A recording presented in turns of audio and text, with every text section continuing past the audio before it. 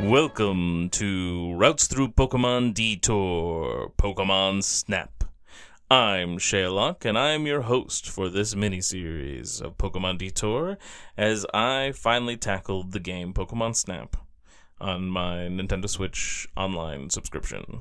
A quaint little game where you play as Todd Snap, the character we got to see for a few episodes in the main series of the anime, and then again in Johto for a 3-episode arc involving Articuno.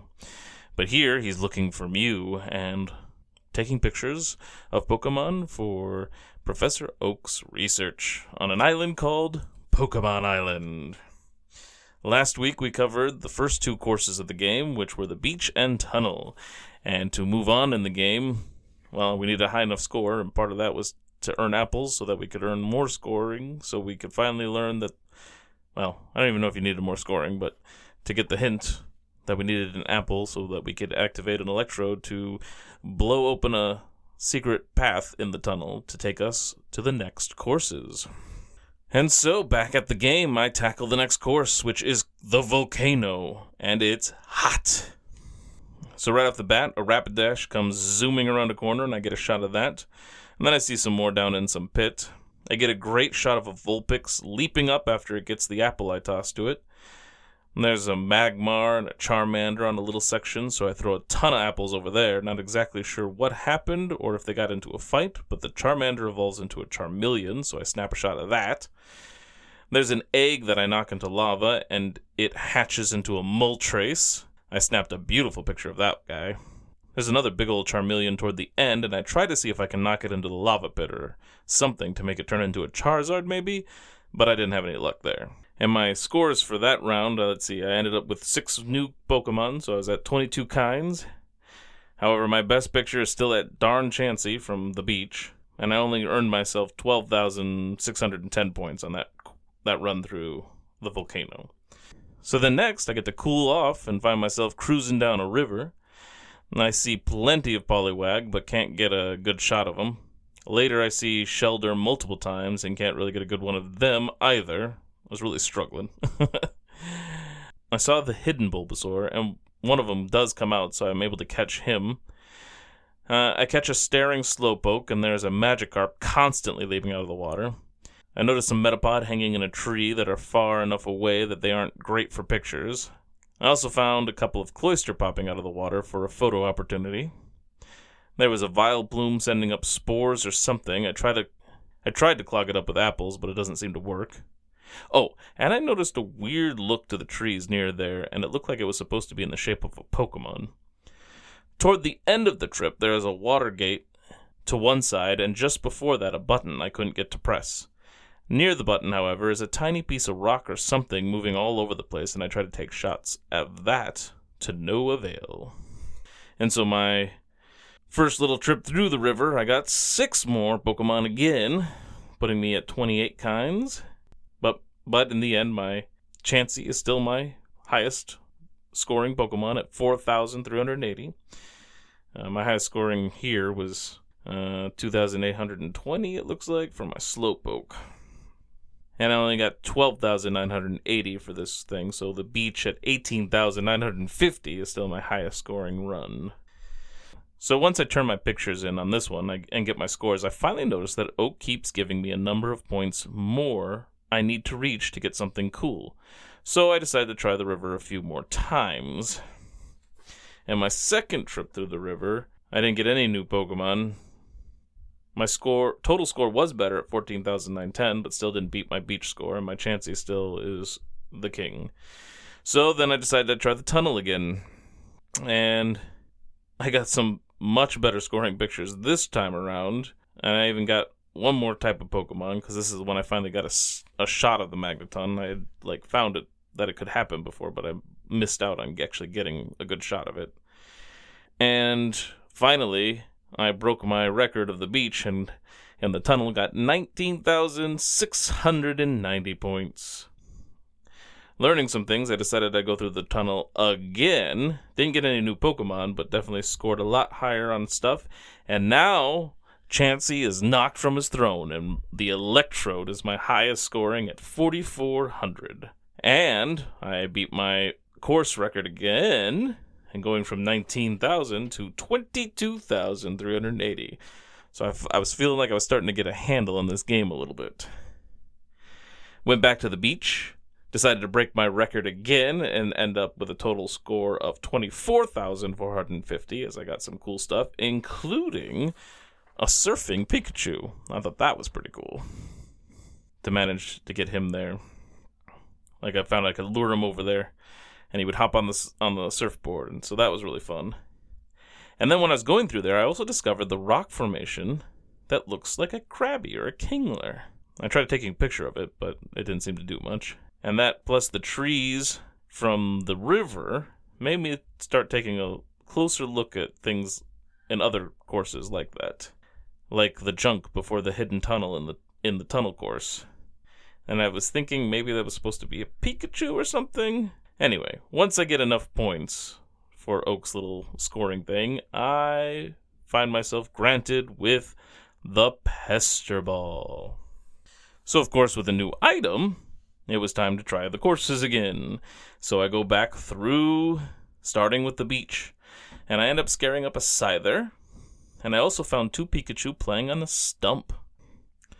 And so that run, my highest scoring picture now was the Pikachu on a Stump at 6,150, totally blasting the 4,400. And my total course score was 30,400, beating out the 24,000 I was at before. And I ended up with 2 new types of Pokemon, which was the Scyther, I think, and maybe the Pikachu and the Stump counted. I don't know. Or maybe it was the Snorlax? I don't remember, because I don't think Pikachu and the Stump would count. Anyway, I found myself at 33 kinds of Pokemon by that point. The Pester Ball didn't seem to be of much use, for anything new at least, in the tunnel, when I went back through there. And I didn't break any records going through the tunnel again. I did notice Diglett moves with Pikachu when I get his picture, so I tried to take a series of shots, but it wasn't going well. Then, at the Volcano, I thought maybe the Pester Ball would help with upsetting Charmeleon enough to get Charizard, and that didn't work. So, my trip through the Volcano didn't break any records either, or bring anything new. In the river, however, I was able to drive all the Poliwag out into the river to try to get shots at them. They weren't great, but better than what I had before. I lured Slowpoke toward the Shelder sign with apples and got him to evolve into Slowbro, so that was fun. And I pestered a Metapod to lower, so I got a much better picture of that. So I got 1 new Pokemon with the Slowbro, but in the end I still didn't get any, I didn't break any records.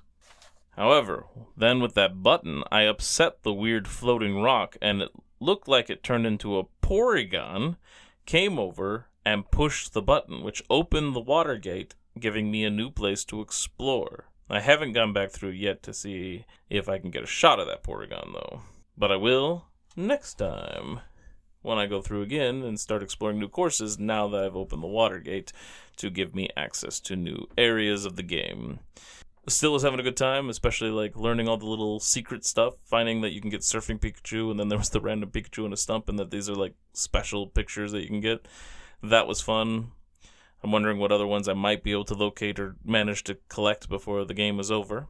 And that is how that went. So now it is time for our second chunk of Pokemon Stadium Pokedex entries. Who's that Pokemon? Charmander, Hitokage. Lizard, number 4. Even the newborns have flaming tails. Unfamiliar with fire, babies are said to accidentally burn themselves. It's like little babies when they have long hair and they pull their own hair and don't know what's going on. Yep. We don't have that problem. No, they just try to pull their own eyeballs out. Weedle, Bidoru, Hairy Bug, number 13. A common sight in forest and grassy areas. Has a poison stinger on its head that may be used if you step on it. I've stepped on a bee before. That was fun. Oh, I have to. Not fun. No. Kakuna. Cocoon. Cocoon. Cocoon. Cocoon. Cocoon. Cocoon. Cocoon? Kakuna. Cocoon. Kakuna? Kakun. Kakuna. Number 14. Because it is virtually motionless, it may appear dead inside. It may appear dead. Inside. It's dead inside, the poor guy. He's just so done. It's virtually motionless. Sorry, carry on with your kakuna. It may appear dead. Inside, a new body is being made. Spiro. Onisuzume. That was pretty good. Thanks. Tiny bird. Number 21. Its wings are short, so they can't fly long distance. If it's not eating, it darts around in a hurry. Sandshrew. Sando. Mouse. Number 27. When hunting, it hides at the lip of its burrow. If prey comes close, it lunges out and drags in the prey instantly. Nidoran male. Nidoran osu. Poison pin. Number 32. Its large ears sense danger. It extends its toxic spikes when angry. The size of its body thorns indicate its toxicity. Jigglypuff. Purin. Balloon. Number 39. It mesmerizes with its large round eyes and sings a soothing melody. Pokemon hearing this song fall asleep. Venonat. Konpan. Insect. Number 48. Uses its large radar-like eyes to move around in darkness. It is instinctively attracted to light. Psyduck. Kodaku. Duck. Number 54. Appears unaware and totally vacant. However, if its chronic headache worsens, it starts exhibiting peculiar powers. Is that how you feel, Ruby? Maybe. If your constant headache gets worse, you start exhibiting peculiar powers. Is Psyduck your true Pokemon? Are you vacant and unaware? That part doesn't sound quite accurate. Well, appears unaware and totally. That's true. Abra. Kessi. Sai. Number 63. Even while asleep, it can sense enemies approaching. It teleports itself to a distant spot if there is any danger. Kadabra. Yungera. Sai. Number 64. When it uses psychic power, all its brain cells work in unison to generate powerful alpha waves. Tentacool. Menokudage. Jellyfish. Number 72. Fires beams of light from its clear eyes. Floats around in shallow waters and may sting unwary anglers. Geodude. Ishitsubutu. Ishitsu. Bute. Language. Ishitsu Bute. I don't care where it's pooping from.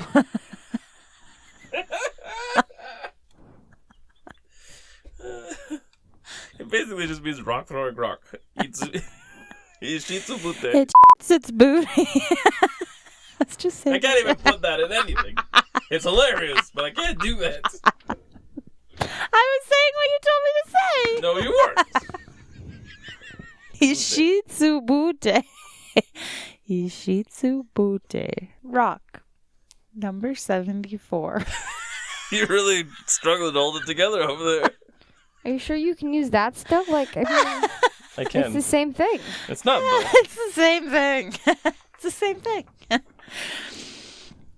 Number 74. When traveling uphill, if it encounters a raised step, it cleverly hoists itself up and over using its two arms. It's like Evergreen. Graveler. Goron. Rock. Number 75.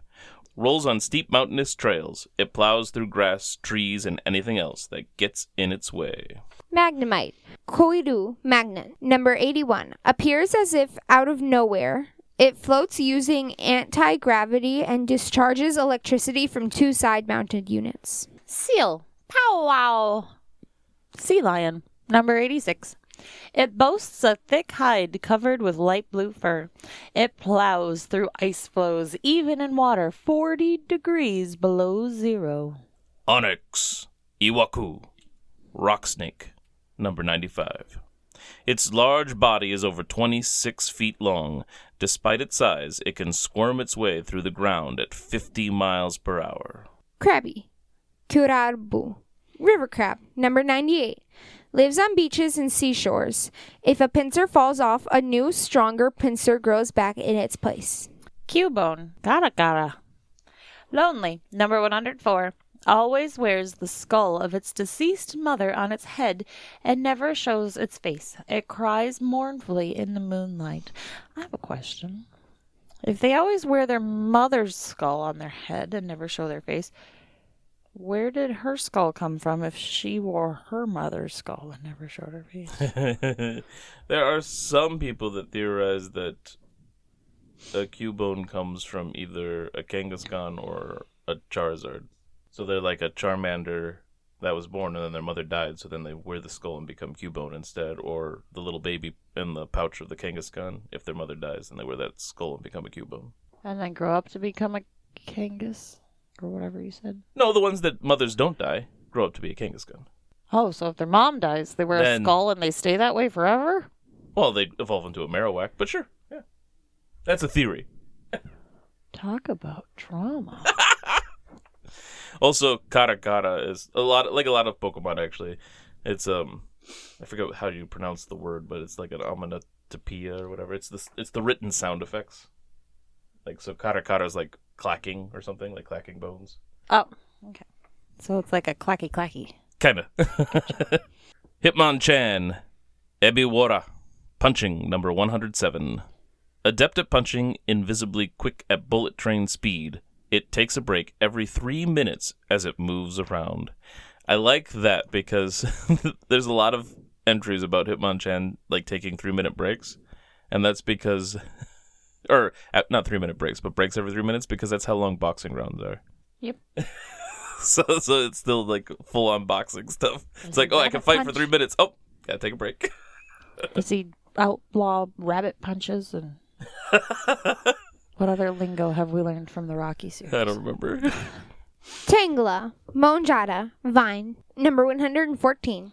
Its identity is obscured by countless blue vines that are similar to seaweed. Will become entangled with anything. It's like those little Velcro balls that were supposed to be such a hit for kids to play with. Do you remember those? You probably don't. It was literally just like a little burr, like, of plastic. And the idea was that you stick them together to build little creatures and crafts and animals and stuff. Those. But, like, they were all the rage, and so the kids got, like, 3 boxes of them for Christmas one year. And it's true. They do stick to everything. And so they were in people's hair. Like, there was a doll's head who was just, like, matted in these things. We had to throw her away. Like, those things were bad. Yikes. So, they're like little tangelos. Horsey, Tatsu, Dragon, number 116, uses its tail to keep its balance while spraying ink from its mouth. The ink appears to be for shooting down bugs. Scyther, Sutoraiku, Seed, number 123. I don't know if it's supposed to be Seed. That might have been a mistake. I think it might be Mantis or something. But anyway, moves incredibly quickly and shreds its enemy with its razor-sharp scythes. On rare occasions, it flies with its wings. Magmar, Buba, Spitfire, number 126. With a body temperature of close to 2,200 degrees, its body is always burning with orange flames. Lives near volcanoes. Magikarp, Koikingu, Fish, number 129. Whoever its opponent, and however horrible the attack it receives, all it does is splash around. And now, with the Pokedex entries done, that wraps up our second episode of this special miniseries of the Pokemon Snap Detour. So thanks for joining us down through the river and through the hot volcano. And I will catch you on the next course. Bye-bye. Sayonara.